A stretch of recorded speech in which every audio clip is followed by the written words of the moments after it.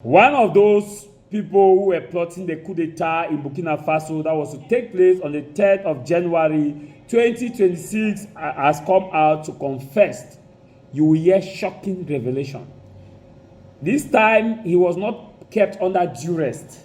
He's a police officer who was called in by Lieutenant Colonel Damiba, former President Henry Damiba, former president of Burkina Faso, who is in Togo.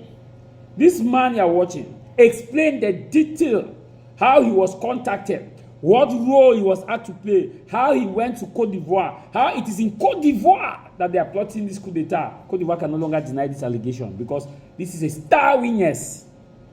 As in Cote d'Ivoire, they are plotting. I don't know why will Cote d'Ivoire, Alassane Dramane Ouattara's country, want to bring down Captain Ibrahim Traoré? Why will Togo want to bring down Captain Ibrahim Traoré? The French have seen that with Traoré out, that's the only way where they can come back to the Sahel region.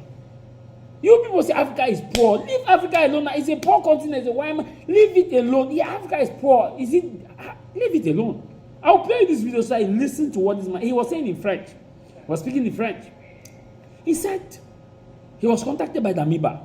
They had given them 70 million to mobilize, and they were going to use drone in Cote d'Ivoire to strike Burkina Faso's President Traoré. Drones, high caliber drones, sophisticated drones that have been given by Western nations. He actually cited some of those Western nations whom they have been working with. And the question is, how did he opt out? Because he casted, because the thing cast, and he decided to come out to say, please, oh, forgive me, oh, this is what we were planning, oh, this is the person, oh, this is this man, oh, and they have arrested a lot of high-ranking military officials like that. That they were seeing some people in Traoré's circle that were plotting this coup d'etat. So they were going around communicating all these projects. All the projects, they still don't want. See, God is wonderful. That Traoré is still the president. God is good. He has done it well. Oh my Lord. Rise up and praise the Lord. Watch this video of how he testified. Place aux aveux des complices du coup d'État déjoué du 3 janvier 2026. Ce soir, nous vous proposons le témoignage de l'adjudant de police Moumouni Souré, le compagnon de Madi Sakandé pour le déplacement de Ferké en Côte d'Ivoire pour le retrait du financement des 70 millions de francs CFA. On l'écoute.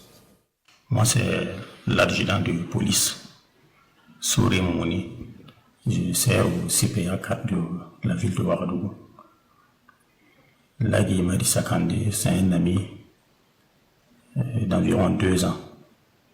En début novembre, il m'a dit qu'il allait effectuer un déplacement sur Lomé et puis revenir.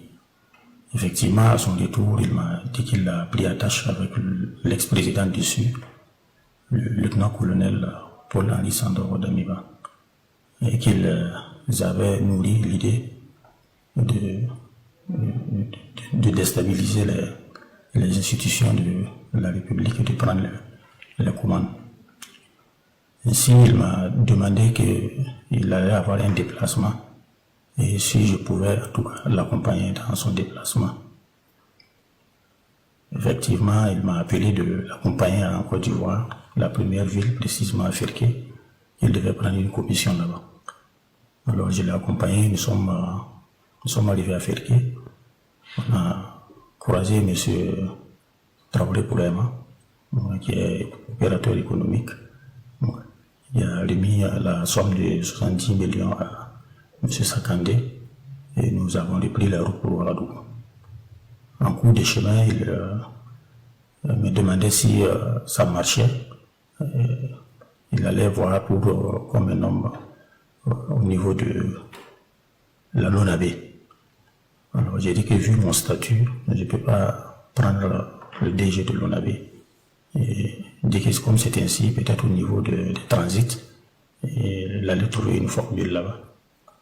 Quand nous sommes arrivés, je l'ai déposé à la maison et je suis parti. En voulant repartir, il m'a donné 500 000. 3 jours après, je suis revenu pour lui rendre visite. Et on m'a informé qu'il a été interpellé.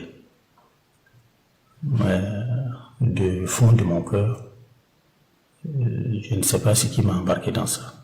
Et dans un premier temps, je demande pardon au premier responsable de la République, qui est le président Ibrahim Traoré. Et je demande pardon, et je demande pardon, et je demande pardon. Et je demande sa clémence et à tous les membres de son gouvernement. Je demande également pardon à tous mes connaissances. Je demande également pardon à tous mes collègues du service et à tous les Burkinabés. Je demande votre pardon et votre clémence. Vous êtes le futur de notre société. Vous êtes les leaders de demain. Vous êtes les innovateurs de la prochaine génération. Nous sommes là pour vous aider à réaliser vos rêves et atteindre vos objectifs. Bacheliers, devenez les architectes de votre avenir avec l'Institut universitaire du Golfe de Guinée de Douala.